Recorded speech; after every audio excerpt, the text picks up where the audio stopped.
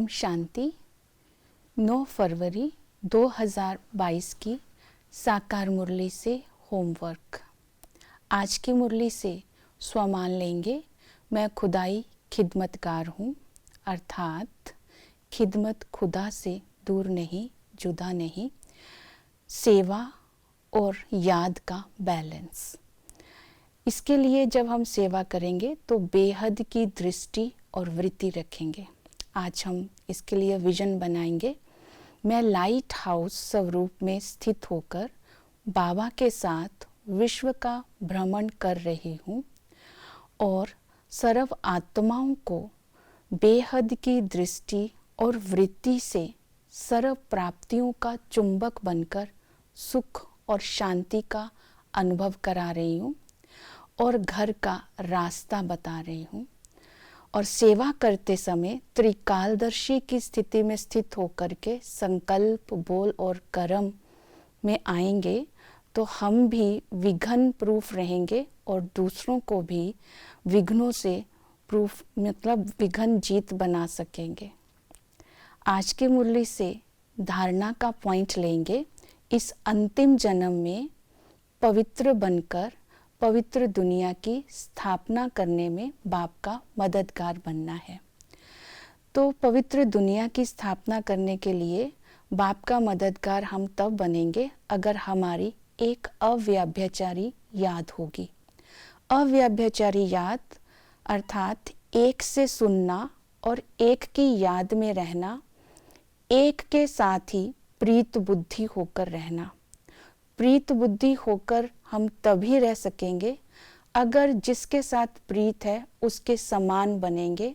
जब तक उसके समान नहीं बनते हैं तब तक हम प्रीत की रीत को निभा नहीं सकते। तो इसके लिए विधि बताई कि जो अशुद्ध अहंकार है उसका त्याग करो। अशुद्ध अहंकार का त्याग हम तभी कर सकते हैं सूक्ष्म में अपनी चेकिंग करेंगे। किसी के साथ जैसे देह के साथ मोह तो नहीं है, लगाव, तनाव और कमज़ोर संस्कार तो नहीं है। ये इनके कारण ही ईगो हमारे अंदर आती है। तो हम अहंकार को ख़त्म करने के लिए स्वमान का अभ्यास करेंगे। तो श्रेष्ठ स्वमान है स्व के भाव में रहना, अर्थात आत्म अभिमानी होकर के रहेंगे तो अशुद्ध अहंकार को जीत पाएंगे। दूसरा है हम बाप और वर्षे के नशे में रहें। बाप और वर्षे का नशा क्या है कि इस समय हम ईश्वरीय फैमिली के मेंबर हैं।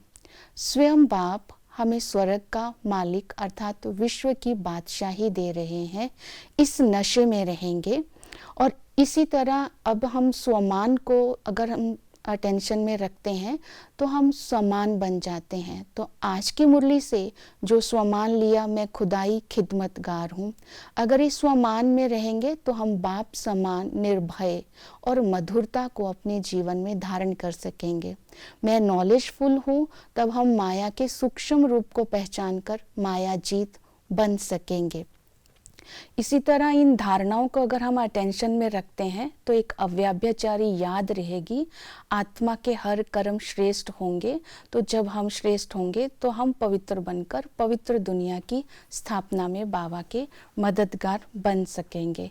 तो बाबा की ब्लेसिंग भी मिलेगी और हम याद और सेवा का बैलेंस भी रखेंगे और ब्लिसफुल भी बन जाएंगे। ओम शांति।